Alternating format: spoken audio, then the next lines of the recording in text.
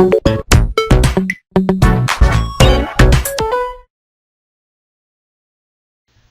guys, it's me, Evelyn, here on Ironic Exclusive, and today I'm going to show you guys how I made this photo manip slash poster featuring Chris from EXO and Hyun-a from 4 Minute.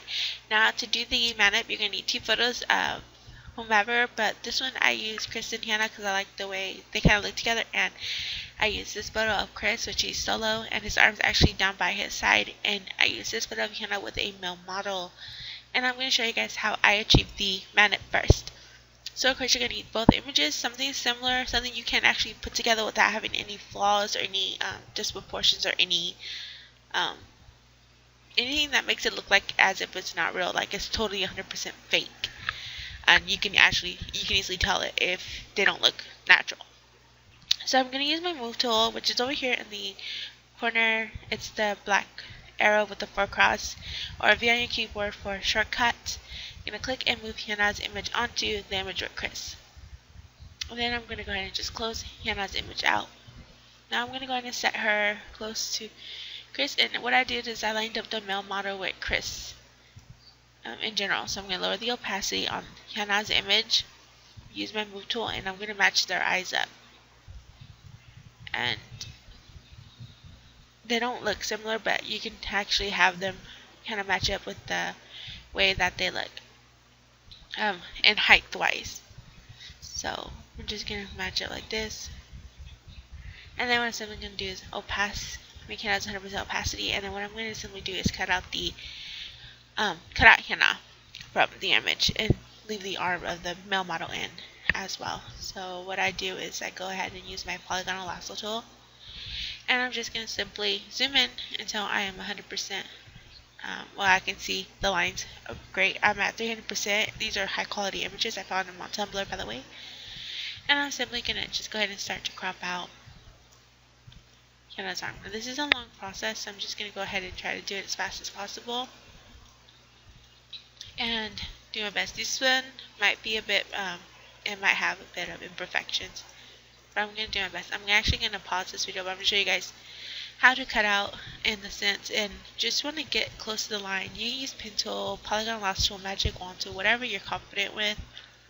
But to be honest, I prefer the lasso tool myself. And I'm going to go down and about, and I'm going to go ahead and just get this bit out here as well. And I'm just going to go up, and I'm going to messily crop that out because I'm going to make it curve and make it a perfect circle in a sense. And his arms like here. So I'm going to crop that out, and I'm going to follow that line of Hyun-a's hair right here. And curve up as much as I can. And what I'm going to do is I'm just going to attach right there. Now I can zoom out and start cutting out around the arms, the body, and so on and so forth. So I'm going to zoom in. And we're just going to do from maybe torso. So I'm not going to cut out the legs. I'm just going to try to do from the arms, maybe from here up. So I'm just going to go ahead and just start right here. And I'm going to go ahead and assume that that's just a piece of the sweater or jacket. I'm just going to go ahead and go up around. And I'm just going to connect like so. And I'm going to pause and just finish the selection without deleting and come back when I'm done. I also just want to see that how I'm cropping it out, I am actually cropping up around the body and outwards, not inwards. So I'm not going towards towards Hyun-a, I'm going out towards the background. And I'm doing this so that when it's just how I cut out. It's not really reason why. I'm just doing it that way. You can cut inwards or outwards. It's really up to you, but I just usually do outwards for some reason. I guess I'm more comfortable with that way. But I just want to let you guys know, just in case you guys are wondering why something turns out differently in a minute. And I'll show you guys that in a minute as well. Okay, so this is what it looks like. As you can see, I do cut out and about, like I said earlier. Sorry for that rambles. But now that we have this cut up, we're going to add a layer mask. Now, since I have my layer mask and I have the background selected, I'm going to go to layer mask, and hide selection. Now let's say you cut inwards towards your person, you're going to want to go to layer mask, and reveal selection so that your picture is shown. It just depends on how you cut out your person. So for me, I cut the background out, so I'm going to layer mask and hide selection. like so. Now we have this symbol here. Now I'm going to go ahead and just use my crop tool, and it's on unconstrained. I'm just going to just shift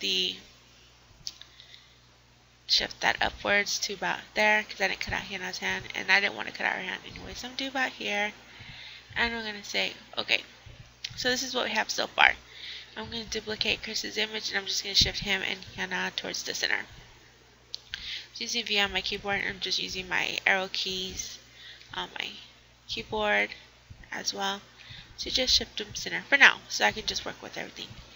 And now I have that. You can see that right here on Hyun-a's layer mask, you can see white. You can simply just select that bit and use black to fill it in so that it is deleted, because sometimes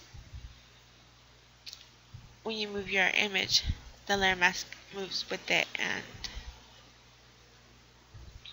a white appears, and we don't want that, just in case it gets confusing.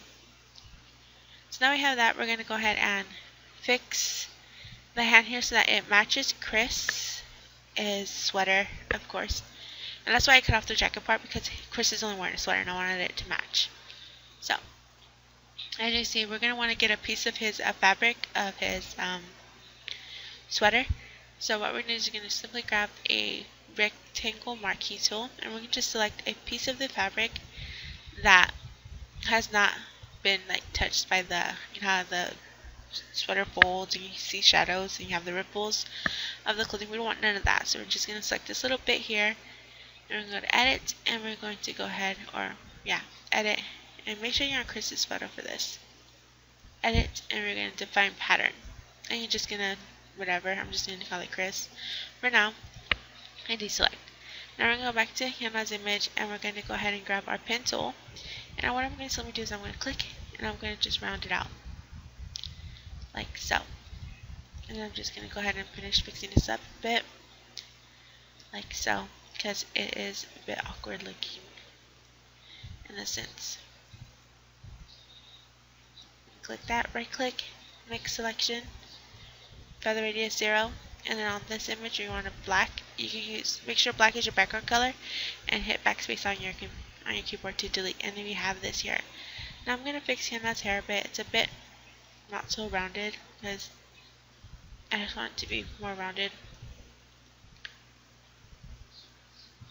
So I'm just curving with my pencil up and around, and I'm just going to connect it here. Right click and fill path as well. You can fill the path as well with black, and it will delete on your layer mask as well. And now we have this here. So what we're going to do is we're going to select the hand, or the white fabric on the hand here. And what I'm simply going to do is I'm just use the regular lasso tool, and I'm just going to select this bit. It doesn't have to be perfect because we're going to clean it up with the brush.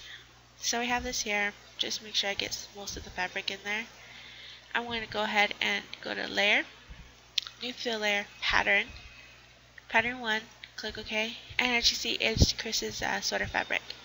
I'm going to click OK, and I'm going to set the normal mode to multiply. And as you can see, it's darkened and it matches it goes over the sweater. You can see the folds and everything, and it looks like it's a real sweater. So now on this layer mask, we're going to use regular round brush. So let me just get my round brushes out. Reset brush, click OK. Now I'm going to get a round brush. I'm going to make the hardness, or the brush size, pretty small, and make the hardness about maybe 15%. And here I'm just going to simply use white to paint in, and I'm just going to bring back in some of the sweater on the hand part that's gone. Using black, we're going to take away like so, if need be. Now to make sure the edge here is really crisp, you're going to right click on your pattern layer and create clipping mask, and it's going to actually apply to the cutout of the image, and that's basically Hyun-a. So the curve of it that we did earlier, it's going to take care of that. Now we can go ahead and use our polygon lasso tool and select the bits that we don't want visible, which is all right here. Right click and you can just fill with color, or you can just backspace if you have black as your background color to delete, like so. And that's what it looks like. Now let's get started on making our poster. But first of all, to do that, we want our people to look colored similar in the sense. Now Chris is a bit more, his and Hyun-a's color are similar in skin tone, but you want to kind of make them match a little bit more. And what I'm going to do is I'm going to click my eyedropper tool. And make sure you clicked on the layers of the person. You're going to click that peachy color of Chris. And I'll pick a semi-darker color on Hyun-a. And I'm going to go above all my layers. I'm going to go to Layer, New Adjustment Layer, Gradient Map. I'm going to click OK. And we're going to get this here. We're going to go Simply Normal and set it to Soft Light. And then we're going to add another gradient map. So you can go to Layer, New Adjustment Layer, Gradient Map, click OK. And I'm going to go and do black and white. And I'll set this one to luminosity. Then we'll do another one. So I'm just going to duplicate the black and white layer, Control J. And I'll set that to soft light. As you see, it kind of lightens them, but it really washes them out. And that's not what I want. So I'm going to lower that opacity a lot. And I'm drawing my second gradient map underneath the first one. Now we're going to go ahead and add some more adjustment layers first. So we're going to go to Layer, New Adjustment Layer, and we're going to add selective coloring. I'm going to click OK, and we're going to mess with the reds. We're going to just have it a little bit red, some magentas. We're going to bring in some yellows. So you want to drag it to the plus, and then black a little bit. I'm going to scroll down to yellow, and we're going to add some more yellows.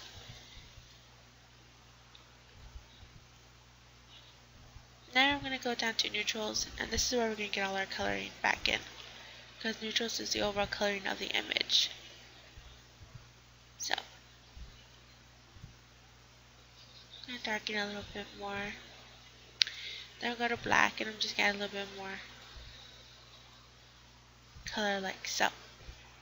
Now we have that, you can actually adjust certain colorings, like if they are too overpowering. I'm deleting the third gradient map just because of that. And I can actually lower the